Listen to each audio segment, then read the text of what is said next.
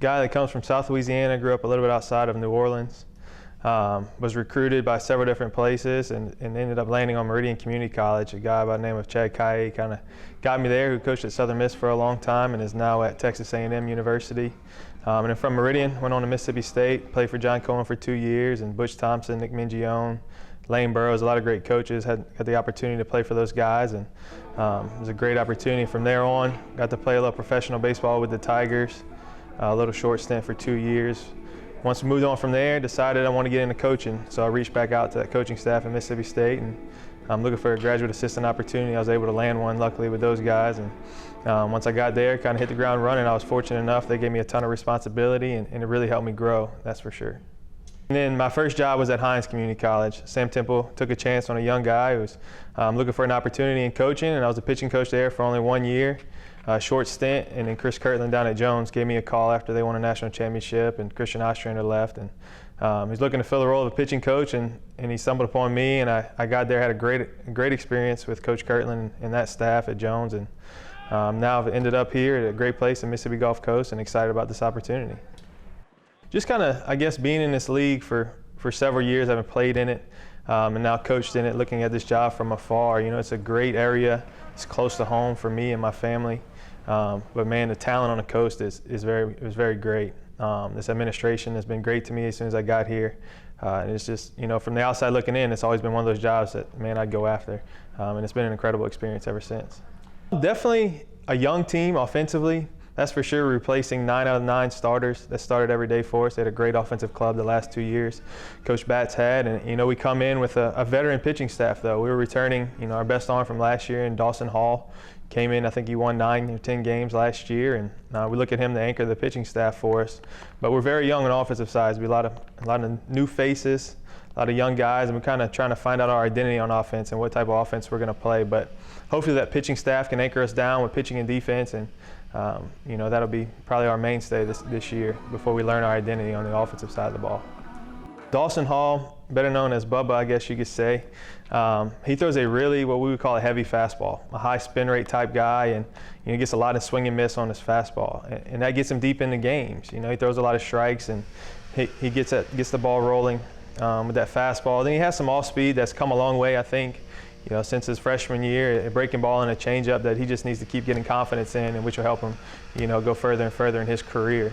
Recently, we had one of our sophomore pitchers, and Tyler Hoffman. He just committed to Tulane University, and he's been up to 93 this fall. It's been very special. He's learned a new slider I think he likes a lot.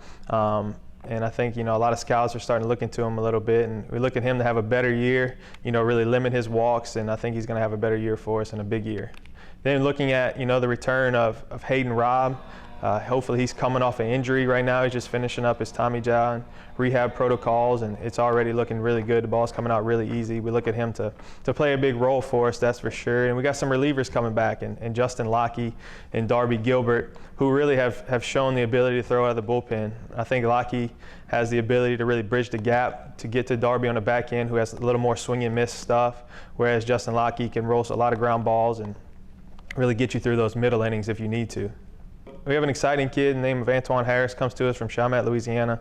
A kid that's highly touted out of high school. A lot of scouts really like him. He's been up to 94 in high school. He comes to us as, you know, really a raw athlete. And he's really special on the coach. He's been awesome. He's already seen a lot of growth in his strength, and really a high ceiling for him. We're excited for him to be one of our 4 starters and really get out there and get through this league. So Matt Delano is a freshman. That's coming into us from Biloxi High School, a coast guy we're really excited about. He's got the it factor, I call it. He's got that competitive edge on the mound, you know, where his stuff plays up. The guy's a winner. It's proven through his high school career with a great career at Biloxi High School, and comes with us with a good breaking ball. We can see him, you know, possibly one of those 3rd or 4th starters, but really like his attitude on the mound, maybe towards the back end of a game.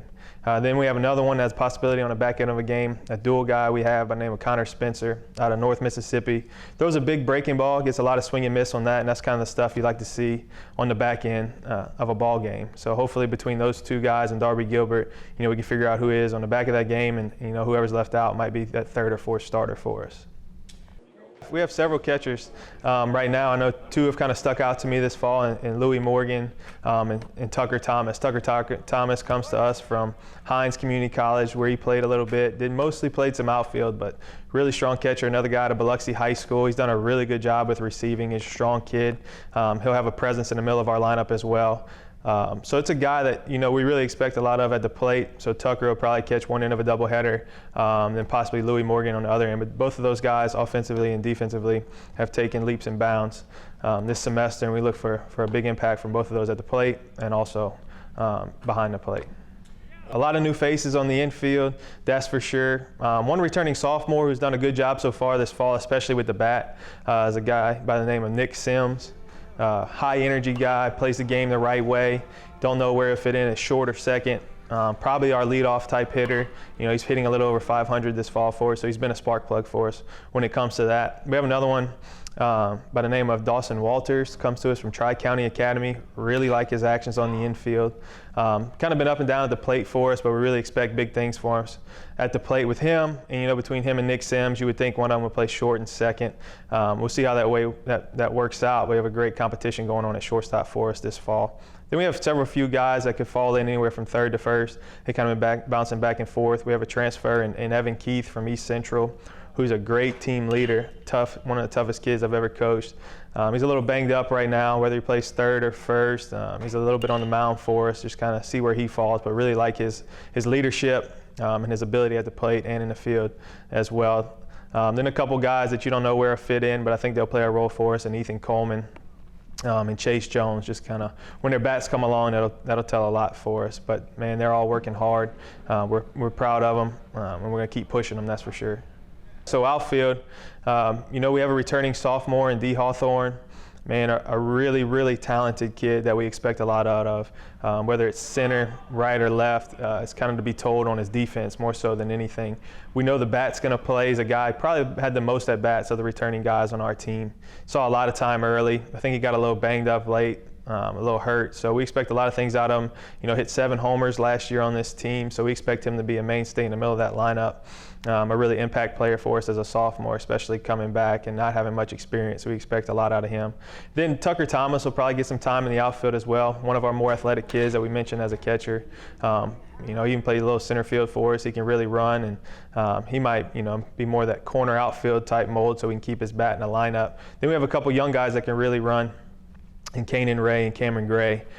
Those two guys are really competing out in center field as well as D, and you would expect those guys to play at one of those 3 positions. And then PJ Harrison comes to us, man, just a gritty, competitive kid that just gets the job done.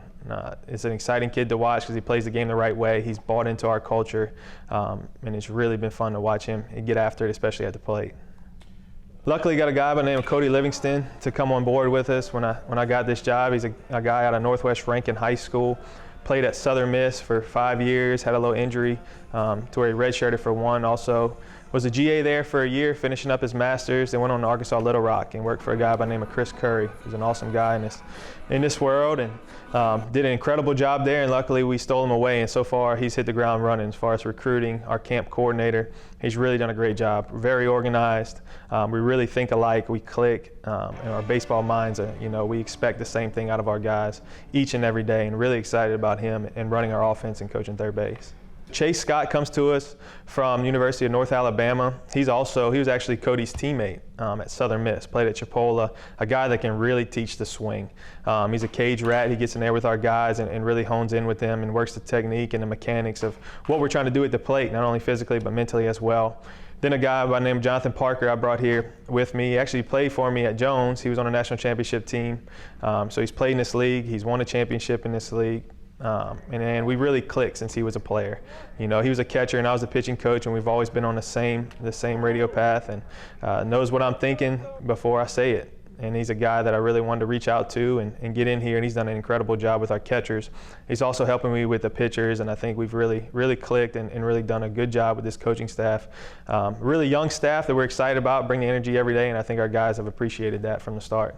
Definitely, having been in this league last year and kind of seeing who was freshman heavy last year, you usually see kind of who's going to be really good in the following year. And I think, towards the top, there'll be the Pearl River and the Jones just returning a lot. And I think Hines is returning 90% of their team as well. So I think those three are on top. I know a lot of the northern teams, they lost a lot of their roster last year, but they do a good job up there and rebuild.